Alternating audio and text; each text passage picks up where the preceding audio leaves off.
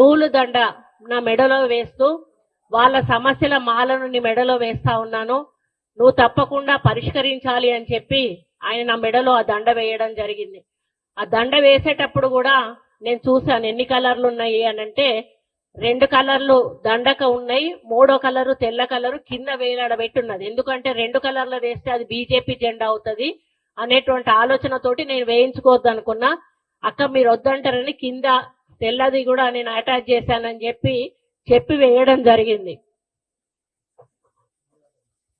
ఇది ఆ దండ. ఇది ఒక జాతీయ పతాకానికి సంబంధించిన కలర్ ఇది. అదే విధంగా ఈ నూలు అనేది మరి వాళ్ళ వృత్తికి సంబంధించింది, చేనేత కార్మికుల వృత్తికి సంబంధించింది, చాలా పవిత్రమైనది. దీనిలో అంటే ఒక పెళ్లికి సంబంధించిన విశిష్టత ఇందులో ఏమీ లేదు. ఇది ఈ నూలు అనేది లేకపోతే ఈ రోజు మన మానాలు అనేటివి ఉండేటివి కావు. ఈ రోజు మనం అందరం బట్ట కట్టుకొని తిరుగుతా ఉన్నామంటే కేవలం ఈ నూలు వల్ల, చేనేత కార్మికులు నేస్తున్న నేత బట్ట వల్ల అనేది మనం అందరం కూడా గుర్తించాల్సిన అవసరం ఉన్నది. నా బాధ ఏంటంటే ఒక మహిళగా నన్ను చాలా అసహ్యంగా ఈ విధంగా పోస్ట్ పెట్టి సోషల్ మీడియాలో చాలా దురదృష్టకరమైన, చాలా ఇబ్బందికరమైన పోస్ట్ పెట్టి ఈ ఫోటోను పెట్టి వీళ్ళకు షాదీ ముబారక్ ఎవరిచ్చారు అని చెప్పి ఒక అక్రమమైన మాటగా దాన్ని చిత్రీకరించి చాలా అవమానపరచడం నాకు చాలా బాధను కలిగిస్తా ఉంది. నిన్నటి నుంచి కూడా నేను అన్నం తినలేదు, నిద్రపోలేదు. ఒక మహిళగా ఈరోజు వాళ్ళ ఇంట్లో తల్లులు ఉన్నారు, చెల్లెళ్ళు ఉన్నారు, బిడ్డలు ఉన్నారు.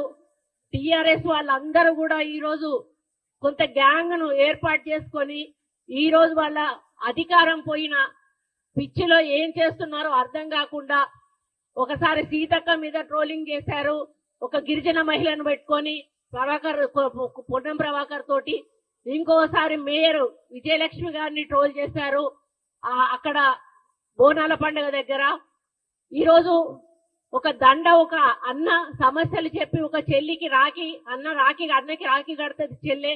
అదే పద్ధతిలో ఒక అన్న, అది పూలదండ కూడా కాదు, పూలదండ వేసుకుంటే తప్పు, నేను ఎక్కడ కూడా పూలదండలు వేసుకోను. శాలువాలు కప్పితే తప్పు కాదు, నూలు దండ వేస్తే అసలు కూడా తప్పు కాదు.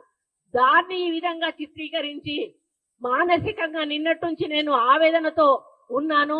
ఆ ఆవేదనను అర్థం చేసుకున్నమ్మా పద్మశాలి కుటుంబ సభ్యులందరూ కూడా వచ్చి ఇక్కడ ప్రెస్ మీట్ పెట్టి సోషల్ మీడియా మీద దౌర్జన్యం చేస్తా ఉన్నారు. అటువంటి సోషల్ మీడియాను నిరసిస్తూ ఒక ప్రజాస్వామ్య పద్ధతిలో వాళ్ళెళ్ళి టీఆర్ఎస్ భవన్ ముందు social media, BRS social media అని దహనం చేస్తా ఉంటే రాక్షసుల్లాగా లోపల నుంచి వచ్చి తిరిగి మా వ్యక్తుల మీదనే దండయాత్ర చేశారు. మా వాళ్ళు లోపలికి వెళ్ళలేదు, కేవలం రోడ్డు మీద బయట చేస్తున్న కార్యక్రమాన్ని వాళ్ళు వచ్చి మీద పడి కొట్టడం జరిగింది. అంటే ఎంత దార్శికం చేస్తా ఉన్నారో ఈరోజు అర్థమవుతా ఉంది.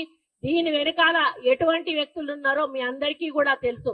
ఈరోజు 10 సంవత్సరాల అధికారం తర్వాత అధికారం కోల్పోయి పిచ్చి పట్టి మరి ఏం చేస్తున్నారో అర్థం కాకుండా దుర్మార్గమైనటువంటి ప్రచారాలు సోషల్ మీడియా ద్వారా చేసి అసలు అంటే చెప్పలేని విధంగా అభ్యంతరకరమైనటువంటి వ్యాఖ్యలు చేస్తూ ఆ ఫోటోలు పెడుతూ ఆ విధానం ఏదైతే ఉందో మరి చాలా బాధ కలిగిస్తా ఉంది. నేను అదే అడుగుతా ఉన్నాను కేటీఆర్ ని, అయ్యా నీ చెల్లె మొన్నటి వరకు కూడా జైల్లోకి పోయి వచ్చింది, నీ చెల్లె జైలుకు పోతే నీకు ఎంత బాధ ఉందో నీకు తెలీదా?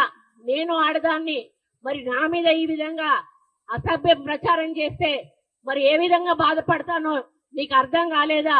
మరి ఈరోజు సోషల్ మీడియాని డబ్బులు ఇచ్చి పెంచి పోషించి వాళ్ళని ఇష్టం ఉన్నట్టుగా రాయండ్రా అని చెప్పి సమాజం మీద వదిలిపెట్టి ఇష్టానుసారంగా రాతలు రాయిస్తూ ఈరోజు ఒక గౌరవప్రదమైనటువంటి మంత్రి అయిన నన్ను కూడా ఈరోజు అసభ్య పదజాలంతో సోషల్ మీడియాలో ట్రోల్ చేయడం అనేది, ట్వీట్ చేయడం అనేది నేను జీర్ణించుకోలేకపోతూ ఈరోజు ఈ వేదిక మీద నుంచి టిఆర్ఎస్ నాయకులను, కేటీఆర్ ని, హరీష్ రావుని, కేసీఆర్ ని అందరినీ ఒకటే ప్రశ్నిస్తా ఉన్నాను.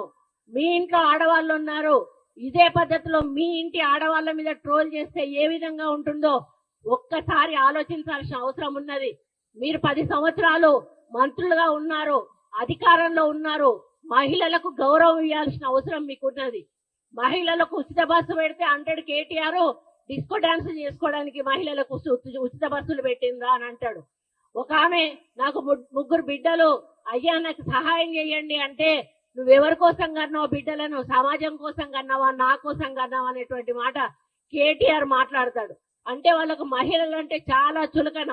నేను వాళ్ళ పార్టీలో మంత్రిగా ఉన్న, మన ఎమ్మెల్యేగా ఉన్నప్పుడు ఒక్క మహిళా మంత్రిని కూడా ఇవ్వలేదు. అంటే ఇవ్వాల్సి వస్తే నాకు ఇవ్వాల్సి వస్తుంది, మరి ఆమె కొంచెం ఎక్కువ మాట్లాడుతుంది కాబట్టి ఆమెకి ఇవ్వద్దు అన్నటువంటి ఆలోచనతోటి నాకు మంత్రి పదవి కూడా ఆ రోజు ఇవ్వలేదు. ఇవ్వకపోయినా కూడా నేను ఏ రోజు కూడా మాట్లాడలేదు. ఆ రోజు నాకు ఎటువంటి అగౌరవం జరగలేదు కాబట్టి నేను ఆ పార్టీలో ఉన్నా. ఎప్పుడైతే అక్కడ అగౌరవం జరిగింది, పార్టీ టికెట్ ఇవ్వలేదు, ఆ రోజు ఇండైరెక్ట్ గా మమ్మల్ని అగౌరవపరిచారు కాబట్టి వచ్చాను. కానీ రెండోసారి అధికారంలోకి వచ్చినాక టీఆర్ఎస్ లో చాలా మార్పు వచ్చింది. ఆ మార్పుతోటి డబ్బులు కోట్ల రూపాయలు సంపాదించుకొని అహంకారము బలుపు వచ్చి, ఆ బలుపుతోటి ఏం చేస్తున్నారో కన్ను మిన్ను కానకుండా ప్రజల సొమ్మంతా కోట్ల రూపాయలు దండుకొని ఈరోజు ఒకటేసారి అధికారం పోగానే పిచ్చి పట్టి ఈరోజు బజార్లో మనుషుల కన్నా అధ్వానం, పశువుల కన్నా అధ్వానం. పశువుల కన్నా కొంత నీతి నియమం ఉంటది కానీ ఈరోజు ఆ నీతి నియమాలు మరిచి పశువుల కంటే అధ్వానంగా ఈరోజు పోస్టులు పెట్టిస్తూ మరి మాలాంటి వాళ్ళని అవమానపరుస్తున్న కేటీఆర్ కబడ్దారని చెప్తా ఉన్నాను. ఇక ముందు మీ సోషల్ మీడియాలో ఇట్లాంటి పోస్టులు పెడితే క్షమించేది లేదు అని కూడా చెప్తా ఉన్నాను.